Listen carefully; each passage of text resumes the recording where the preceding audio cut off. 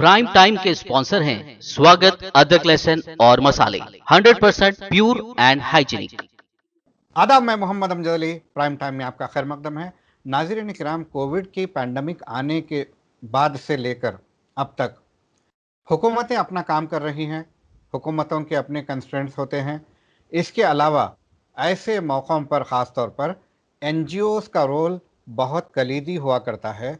चुनांचे काफ़ी NGOs Covid relief के तय काम कर रही हैं। इसी तरह का एक इदारा है एक्सेस फाउंडेशन, जो कि अनीस आयशा साहिबा की जानिब से 2016 में कायम किया गया था और इसका मिशन है spreading health, hope and happiness. ये इदारा ख़वातीन के एम्पावरमेंट के लिए काम करता है और तालीम और सेहत के लिए भी काम करता है। तो हाल ही में इन्होंने ऑक्सीजन सिलेंडर्स और ऑक्सीजन कॉन्सनट्रेटर्स की जो है मशीन फराहम की हैं और ये जो है अवेलेबल हैं ज़रूरतमंदों के लिए। तो इस ज़मन में आज हम बात करेंगे एक्सेस फाउंडेशन की ट्रेजरर मारिया तबस्सुम से। मारिया तबस्सुम साहब, आपका BBN चैनल पर खैर मकदम है। जी, बहुत बहुत शुक्रिया जी। तो मैं ये जानना चाहूँगा, कोविड का पैंडमिक जब शुरू हुआ था 2020 के अवाइल में, तो जब से लेके आज तक आपने कोविड रिलीफ के लिए क्या क्या किया है? जी। तो जैसे ही पैंडेमिक शुरू हुआ तो हमको अपनी ज़िम्मेदारी लगी कि हमको कुछ करना है ज़रूर, इस डायरेक्शन में ज़रूर काम करना है। तो सिलेंडर्स को हमने फ़राहम किया और सिलेंडर्स की सर्विस शुरू की और हेल्पलाइन का सेटअप हुआ और एक्सेस फाउंडेशन और सफ़ा बैतुल-माल का भी उसमें ताउन रहा, क्योंकि कॉल सेंटर उनका था। और एक्सेस फाउंडेशन में क्योंकि कई डॉक्टर्स हैं हमारे पास, हमारे vice president doctor Iram, doctor Hafsa, तो ये लोग कई डॉक्टर्स को इन लोगों ने एकजुट किया और ये लोगों ने वॉलंटरी सर्विस ली डॉक्टर्स की और कॉल सेंटर वहाँ से शुरू हुआ। शुरू में तो अब तो इतना पॉपुलर हो गया है कॉल सेंटर की तकरीबन 200 कॉल आते हैं हर दिन। और यूके और यूएसए से भी कई डॉक्टर्स अवेलेबल हैं। वो लोग नाइट टाइम पे कॉल सेंटर पे कॉल्स रिसीव करते हैं और 120 वॉलंटियर्स हैं जो कॉल सेंटर पे काम करते हैं। 15 लाइन पैरेलली चलती है उस कॉल सेंटर पे। 120 वॉलंटियर्स 15 लाइन्स पर काम करती हैं। जी हाँ। तो ये कॉल सेंटर सफ़ा बैतुल माल के ऑफिस में है या आपके पास है? जी, सेंटर उनका है और सॉफ्टवेयर और वो उनका है और यहाँ पर हमारा मैनेजमेंट ज़्यादा है, समझिए उसमें जैसे डॉक्टर ज़्यादा हमारे हैं। और हमारे इरफान साहब जो हैं हमारे जॉइंट सेक्रेटरी हैं, उनका काफ़ी इम्पोर्टेंट रोल है, वो लीड कर रहे हैं उस टीम को। अच्छा। और डॉक्टर हफ्सा का बहुत इम्पोर्टेंट रोल है, डॉक्टर इरम का। जी जी। तो अब फिल वक्त क्या काम कर रहा है सब अपने एक्सेस फाउंडेशन कोविड रिलीफ के लिए? जी, और लास्ट ईयर ही एम्बुलेंसेस भी हमारे शुरू हो गए थे और हाँ। एम्बुलेंसेस लास्ट ईयर से चल रहे हैं हमारे। और शुरू से गवर्नमेंट हॉस्पिटल्स को पूरा फ्री सर्विस है हमारी एम्बुलेंसेस की। और प्राइवेट हॉस्पिटल्स के लिए हमने बहुत ही रीजनेबल चार्ज लगाया है, 75 रुपीज़ पर किलोमीटर। ओके। तो वो एम्बुलेंसेस और उसके अलावा फ्यूनरल के लिए भी व्हीकल्स चल रहे हैं हमारे। तो फ्यूनरल्स के भी फ्री सर्विस है ये, फ्यूनरल्स के लिए भी। तो 24 घंटे ये कॉल सेंटर हमारा उसमें 2 कोऑर्डिनेटर्स रहते हैं जो हमेशा रिसीव करते हैं कॉल्स। 24 घंटे चलता है ये कॉल सेंटर। एम्बुलेंस का कॉल सेंटर भी चल रहा है। तो फ्यूनरल्स के लिए कितने कॉल्स आ रहे हैं आपको रोजाना? जी, फ्यूनरल्स के लिए अभी तो राइट नाउ ये पेशेंट्स का भी और फ्यूनरल्स का भी थोड़ा कम हो रहा है, नहीं तो बीच में बहुत ज़्यादा कॉल्स आ रहे थे। दिन में तकरीबन एक 4-5 कॉल्स तो फ्यूनरल्स के आ रहे थे और ज़्यादा तो हॉस्पिटल के ही होते हैं, लेकिन फ्यूनरल्स के कॉल भी 4-5 आ रहे थे। अभी लगता है कि थोड़ा-सा थम रहा है ये सब। इसका मतलब है केसेस में कमी आ रही है। और एम्बुलेंसेस हम लोग उसलिए भी ये भी इस्तेमाल कर रहे थे एम्बुलेंसेस का कि सिलिंडर्स डिलीवर करने के लिए, अब जैसा लॉकडाउन हो गया है, तो लोग निकल नहीं पाते सिलिंडर लेने के लिए। तो हम लोग घर पहुँचाते हैं लोगों के सिलिंडर। और क्योंकि 2 लोगों की ज़रूरत होती है सिलिंडर उठा के ले जाने के लिए। कई छोटे-छोटे मरहले आते हैं, लोगों घर में बीमार हैं और इतनी कमज़ोरी होती है कोविड में कि वो खुद से अपना फ्लो मीटर सेट नहीं कर पाते। और ये वक़्त ऐसा होता है कि वो किसी की हेल्प भी नहीं ले सकते। तो ऐसे वक़्त में हमारे टेक्नीशियंस हैं, हमारे एम्बुलेंस के ड्राइवर्स हैं, वो लोग जाते हैं, फ्लो मीटर लगाते, पूरा सेट करके आते हैं पेशेंट के लिए। अब जैसा कॉन्सन्ट्रेटर्स भी है, 1 साल से कॉन्सन्ट्रेटर्स भी हमारे पास 1 साल से हैं। लेकिन क्योंकि जी हाँ, 1 साल से कॉन्सन्ट्रेटर्स भी थे, कम थे कॉन्सन्ट्रेटर्स, 7 कॉन्सन्ट्रेटर्स थे। लेकिन अभी क्योंकि बहुत ज़्यादा रिक्वायरमेंट बढ़ते जा रहा है, तो हमने और कॉन्सन्ट्रेटर्स मँगवाए हैं। हमको डोनेट किए गए कॉन्सन्ट्रेटर्स माहिर की तरफ से भी डोनेट किए गए और यहाँ पर भी चंद अफराद ने डोनेट किए। तो इस तरह कॉन्सन्ट्रेटर्स का नंबर अभी राइट नाउ 47 टोटल कॉन्सन्ट्रेटर्स हमारे पास है या आने वाले हैं। मतलब इस वक़्त ऑन हैंड हमारे पास 25 कॉन्सन्ट्रेटर है और ओके बाकी के आने वाले हैं कॉन्सेंट्रेटर्स और रास्ते में मतलब शिपमेंट में है। ओके ओके 25 आपके ऑफिस में फिल वक्त मौजूद हैं? फिल वक्त मतलब हमारे सर्कुलेशन में है मोस्टली। अभी अच्छा। आज क्योंकि प्रेस मीट थी सुबह में तो थोड़े से क्योंकि कल ही डिलीवर हुए हमको और हम्म। हम चाह रहे थे कि जल्द से जल्द ये जरूरतमंद के पास पहुंचे, इसीलिए इमीडिएटली आज प्रेस मीट की गई और आज से डिस्पैच हो गए, कॉन्सेंट्रेटर सुबह से शुरू हो गए। तो ओके। डॉक्टर्स कई केसेस जो सामने आते हैं जहाँ पे ऑक्सीजन की रिक्वायरमेंट 5 लीटर पर मिनट से कम है, तो वहां हम्म पर कोशिश है कि कॉन्सेंट्रेटर्स दिया जाए, क्योंकि हम्म जो ज्यादा क्रिटिकली इल है पेशेंट्स या सीवियर है वो तो डॉक्टर्स हमारे डिसाइड करते हैं कि उनको सिलेंडर ही दिया जाता है, वो भी मोस्टली जो स्टेबल पेशेंट्स है जो हॉस्पिटल से डिस्चार्ज होके आ रहे हैं घर को, वैसे लोगों के लिए। अच्छा अच्छा। तो आपके कई लोगों की मुताबिक गलतफहमी है कि जब बीमारी कोविड की आती है तो लोग समझ रहे हैं कि सिर्फ ऑक्सीजन की जरूरत है, उनको दवाई की भी बहुत जरूरत है। तो हम्म, हॉस्पिटलाइजेशन बहुत जरूरी है, सिर्फ सिलेंडर बिल, काफी नहीं है। बिल्कुल। दवाई की ज़रूरत है, हौसला अफजाई की ज़रूरत है। बिल्कुल, बेशक। तो बहुत हमारी सारे ये लोग। टीम जो वॉलंटियर्स की है वो बिल्कुल ये फैमिली के साथ ऐसे कनेक्ट हो जाते हैं हम हेल्पलाइन पे कि कॉन्स्टेंटली वो व्हाट्सएप पे टच में रहते अटेंडर्स के साथ और उन लोगों को छोटी छोटी जो क्वेश्चंस रहते हैं हर चीज का आंसर करते। तो बहुत बड़ा रोल है वॉलंटियर्स का और उसके बाद फिर डॉक्टर्स का, क्योंकि डॉक्टर्स तो हमेशा अवेलेबल होते नहीं है, तो वॉलंटियर्स डॉक्टर से कनेक्ट करके उन लोग जो भी पेशेंट्स के डाउट्स है छोटे बड़े वो सब क्लियर करते हैं। अच्छा। तो बहुत अच्छी बात आपने बताई है कि आपके वॉलंटियर्स जो है इमोशनली भी कनेक्ट होते हैं पेशेंट से। अच्छा, इसके अलावा आपने बताया कि आपके वॉलंटियर्स फ्लो मीटर वगैरह सेट करके आते हैं, तो ये फ्लो मीटर सेट करने की उन्हें बाकायदा ट्रेनिंग दी गई है? जी हाँ, जी हाँ। उन लोगों को ट्रेनिंग दी जाती है, जैसे हमारे ड्राइवर्स, कोऑर्डिनेटर्स, कई लोग एम्बुलेंसेस के लिए हमारे जो काम कर रहे हैं, क्योंकि 2-2 शिफ्ट में सुबह शाम चलता है, तो वो लोगों को ट्रेनिंग दी जाती है और डॉक्टर्स के अंडर उन लोगों को पूरा बताया जाता है कि कैसे डिसइंफेक्ट करें, कैसे अपना ख्याल रखें वो भी, क्योंकि ताकि वो भी बीमार ना पड़े, उनके घर वाले भी हम्म, बीमार ना पड़े। तो उस तरह उनकी बिल्कुल ट्रेनिंग होती है। अच्छा। तो ये जो आप वॉलंटियर्स आपके बेलौस खिदमत कर रहे हैं, तो ये जो बार बार कोविड पेशेंट्स के करीब जाते हैं, फ्लो मीटर सेट करना मतलब ऑक्सीजन सिलेंडर कोविड पेशेंट के बाजू लगाना है, जी, जी। तो क्या इनकी एहतियाती तदाबीर क्या इख्तियार करते हैं आप लोग? जी, मोस्टली वो लोगों को सप्लीमेंट्स वो दिए जाते हैं, सप्लीमेंट्स दिए जाते हैं विटामिन्स के वगैरह, और माशाल्लाह पूरे यंग हैं, पूरे बच्चे हैं, ड्राइवर्स और जो हेल्पर्स हैं पूरे। तो अभी तक तो अल्हम्दुलिल्लाह पूरे सेफ हैं, किसी को किसी तबीयत खराब नहीं हुई, ऐसा कुछ नहीं हुआ। हम्म, और वो लोगों को बेसिक जो इंस्ट्रक्शंस है और पूरे गाड़ी में मतलब हम लोग हमेशा मास्क और जो उन लोगों के ग्लव्स और उन लोगों की पीपीज़ हर चीज़ मौजूद होती है। अच्छा अच्छा। अच्छा, ये ऑक्सीजन का कॉन्सनट्रेटर देना है या सिलेंडर देना है, या डॉक्टर डिसाइड करते हैं? जी हाँ। फ्लो कितना होना है, क्या ये भी डॉक्टर डिसाइड करते हैं? जी हाँ, फ्लो भी डॉक्टर समझाते हैं कि किस तरह उसका फ्लो मेंटेन किया जाए, कि हम्म। अगर आपका सैचुरेशन आपको इतना मेंटेन करना है तो आपको इतना ऑक्सीजन रखना पड़ेगा। वो भी अच्छा। डॉक्टर समझाते हैं और अभी तो मतलब हम लोगों को जो कॉमनली इंस्ट्रक्शंस दिए जाते हैं, क्योंकि हम भी कई बार पेशेंट से बात करना पड़ता है हम लोगों को जब हम्म, डॉक्टर्स अवेलेबल नहीं है। First point of contact usually कोई भी हमारी टीम में से कोई भी कॉल्स रिसीव करते हैं तो कि 92 के अबव मेंटेन करो या 95 94 अब मेंटेन करो, तो डॉक्टर्स की जो इंस्ट्रक्शंस रहते हैं उस हिसाब से हम लोग पहले उन लोगों को एक फर्स्ट एड की तरह उन लोगों को समझा देते हैं। उसके बाद में फिर डॉक्टर से तफसीलात वो लोग बयान कर सकते हैं या हॉस्पिटलाइजेशन है तो, लेकिन एटलीस्ट बेसिक तो हम लोग भी बताते हैं लोगों को कि आपको इतना मेंटेन करना है 94 के अबव, अच्छा 92 के अबव। जी।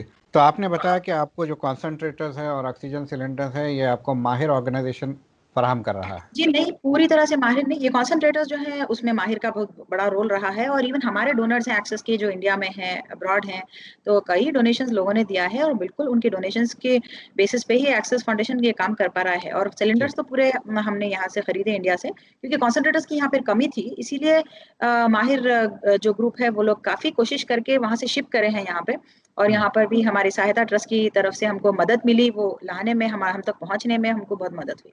अच्छा। तो जैसे कोविड की दूसरी लहर शुरू हुई, मैंने देखा कि आप ऑक्सीजन सिलेंडर्स के मामले में बड़ी फिक्रमंद थी। जी, आप हासिल करना चाह रही थी मगर मार्केट में अवेलेबल नहीं थे।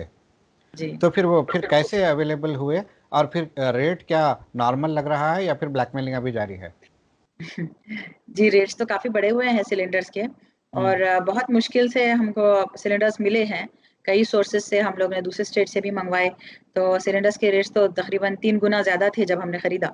लेकिन ये था कि एनजीओ के लिए अगर हम खरीद पाएँ तो ज़्यादा लोगों की मदद हो जाएगी उसमें, है ना? क्योंकि एक सिलेंडर हम अगर 30,000 में भी खरीदेंगे तो भी वो एटलीस्ट 10 लोग इस्तेमाल करेंगे। तो डिवाइड होकर इंडिविजुअली कीमत कम हो जाती है। जी हाँ, कम हो जाएगी और लोगों को इसकी कीमत देना नहीं पड़ेगा ना, जो डोनेशंस है उससे हम लोग सिलेंडर खरीदते हैं और लोगों को डिपॉजिट जो लेते 20,000 हम लोग डिपॉजिट ले रहे थे सिलेंडर का, वो भी उनसे जो दे पाते हैं, जो नहीं दे पाते उनसे डिक्लेरेशन लेके सिलेंडर फ्री में दे रहे थे। अच्छा। तो 20,000 डिपॉजिट भी फुली रिफंड कर देते हैं हम लोग जब वो लोग का यूजेज खत्म हो जाता। तो ओके। लोगों को काफ़ी सहूलत हो जाती है इसमें कि ऑलरेडी कोविड के मामले में तो चाहे अमीर हो, चाहे गरीब हो, हर कोई मजबूर है। तो जी। चाहे अमीर भी हो, आज वो कितने भी पैसे दे तो उसको ऑक्सीजन नहीं मिल रही, बेड नहीं मिल रहा, तो गरीब तो बेहद मजबूर है। तो इस लिहाज से सबकी मदद हुई है इस हमारे सिलेंडर्स की वजह से। अच्छा, तो रिफिलिंग के चार्जेस क्या हो रहे हैं आजकल? जी, आजकल रिफिलिंग का अभी फिर कम हो गए हैं रेट्स, बीच में तो रिफिलिंग हो रही नहीं थी, बहुत मुश्किल हो गया था। क्योंकि हम लोग मतलब पर पेशेंट हम लोग कोविड पॉजिटिव रिपोर्ट बताकर पेशेंट्स के लिए हम लोग रिफिल करा रहे थे। तो क्योंकि कई लोग शायद बेच रहे थे ज़्यादा रेट्स में, कुछ ब्लैक मार्केटिंग चल रही थी, उसके लिए वो लोग ने कोशिश की कि उसको बहुत स्ट्रीमलाइन किया जाए और हॉस्पिटल्स को ही प्रायोरिटी दी जा रही थी। मगर मिले हैं हमको ऐसे जेन्युइन, जैसा हमारा काम है वो लोग देख के थोड़ा बहुत कंसिडर कर रहे थे, हमको मिल रहा था और रेट्स पर सिलेंडर 2,500 तक भी जा रहे थे। अभी राइट नाउ फिर कम हो रहे हैं रेट्स जी। अच्छा। 1500 1300 इस तरह सिलेंडर की रिफिलिंग हो रही है।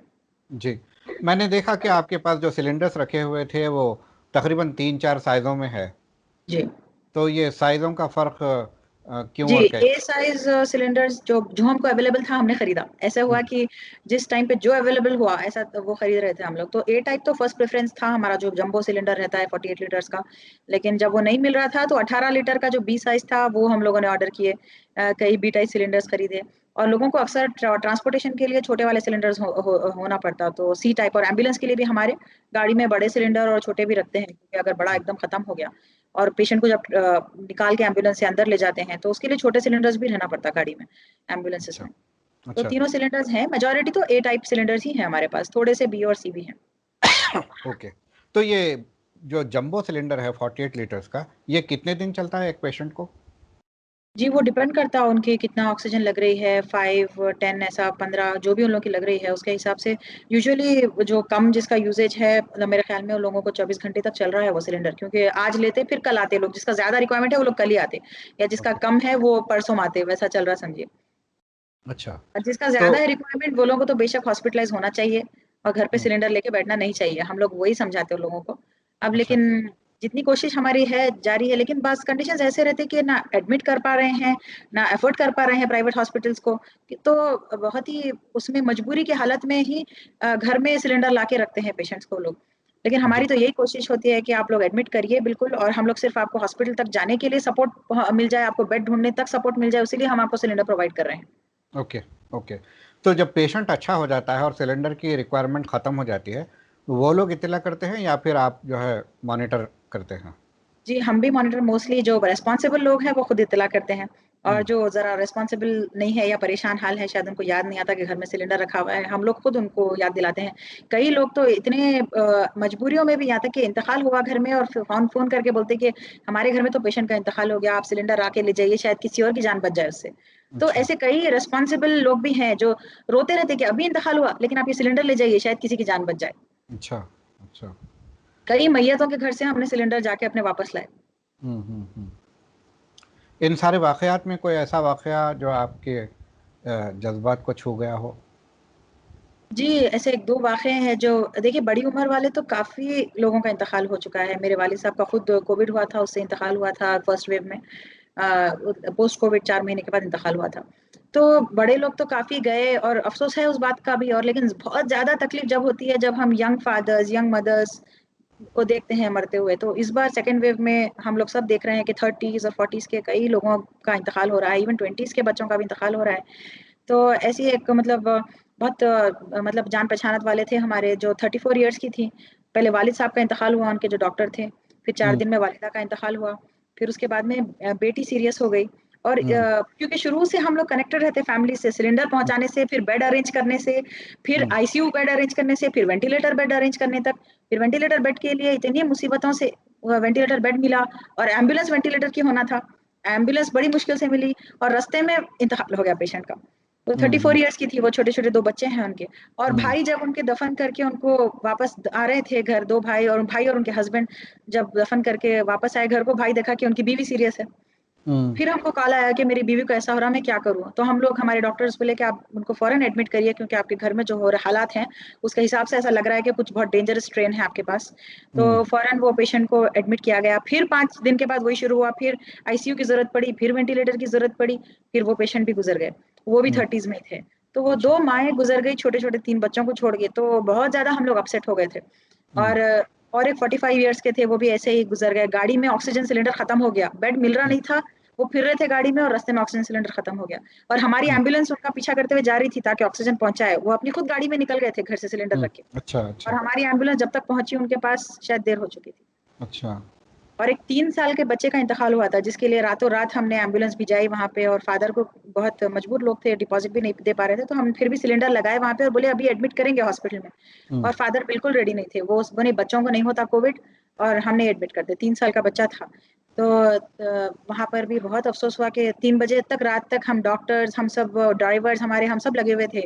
वो केस को हैंडल कर रहे थे, कन्विंस कर रहे थे कि आप लोग चलिए नीलोफर में।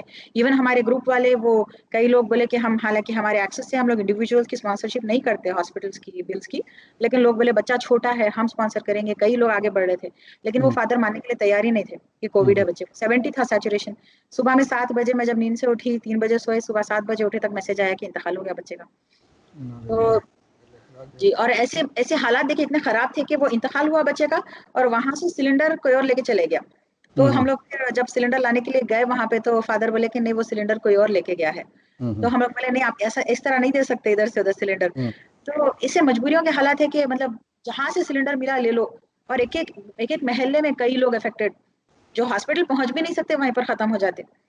ऐसे हालात थे, बहुत बुरे हालात देखे सेकंड वेव में। तो आप जो है एम्बुलेंस सर्विस और ये ऑक्सीजन पहुंचाने की सर्विस के अलावा क्या समझते हैं कि और क्या किया जा सकता है एक्सेस जी, फाउंडेशन हम की ओर लोग एक्चुअली फर्स्ट वेव से हम लोग राशन का भी कर रहे हैं काम, खासतौर पे लॉकडाउन में जब लोग बेरोज़गार हो गए थे, तो बहुत बड़ा काम हुआ। 3,500 फैमिलीज़ को हमने राशन पहुँचाया। और 1250 का एक-एक किट होता था। 1500, 1200 ऐसे अलग-अलग किट्स हम लोग बना के तकरीबन 3,500 फैमिलीज़ की हेल्प की गई उस ज़माने में। और माइग्रेंट्स के लिए हमने काफ़ी काम किया। माइग्रेंट्स जब जाते थे, तो पूरी-पूरी रात हमारे वॉलंटियर्स गाड़ियों में ठहरे होते थे, उन लोगों को पका हुआ खाना, इवन चप्पल देते थे। और वो काफ़ी वीडियोज़ वायरल भी हुए थे कि चप्पल पहना रहे थे, और ये हालत थी उन लोगों की, पहनने के लिए पैर में चप्पल तक नहीं थी। वो वाक़ई सच, वो हालात देखे हमने। तो इस तरह, और लेडीज़ को उनके हाइजीन प्रोडक्ट्स ले जाके देते थे। तो बहुत हालात ख़राब थे उस ज़माने में। तो हर जिस टाइम पे जो भी ज़रूरत पड़ती है, और माशाल्लाह हमारे डोनर्स इतना सपोर्ट करते हैं और इतना ट्रस्ट करते हैं हमको कि फ़ौरन डोनेशंस आ जाते हैं। जैसे हम लोग पूछते हैं, जितना भी दे सकते हैं वो लोग देते हैं, और हम लोग पूरी तरह से जैसा डोनेशन आता पूरी तरह से यूज़ करते। ना हम सेव करते पैसे, ना हमको कोई बड़ा वो बनाना है, अपना कोई ज़मीन खरीदना है एनजीओ की। हम लोग पूरी तरह से जो कॉज़ के लिए कलेक्ट करते हैं उसके लिए यूज़ कर लेते हैं। माशाल्लाह। जाने से पहले आप क्या पैगाम देना चाहेंगे? जी, बीमारी को ईज़ी लेना नहीं है। लास्ट टाइम जैसा हुआ, हमसे भी शायद गफ़लत हुई, ना सिर्फ़ सब लोग बल्कि हम भी खुद, मुझे भी कोविड हो गया था। तो क्या हुआ कि कोविड जैसे कम होने लगा, तो हम लोग समझे कि ख़त्म हो गया है कोविड, और बिना मास्क के जाना शुरू कर दिए बाहर। और सबको फिर कोविड की लहर इतनी तेज़ी से आगे बढ़ी। तो जब तक कि एक भी केस इंडिया में बाकी है, जब तक हमको एहतियात करना है। जब अच्छा। तक पूरी इंडिया वैक्सीनेट नहीं हो जाएगा, जब तक हमको एहतियात करना है। इवन वैक्सीनेशन के बाद भी एक भी केस जब तक रहेगा, जब तक एहतियात करना है। क्योंकि शायद हमको वैक्सीनेशन मिले तक शायद कितने साल लग जाएँ, 1 साल, 2 साल पूरे इंडिया को मिलना है वैक्सीनेशन। और फिर भी पूरे इंडिया को भी मिला तो कोई और कंट्री से भी आ सकता है केस। तो बहुत एहतियात करना है जब तक कि ये बीमारी पूरी तरह से खत्म ना हो जाए। Okay, okay.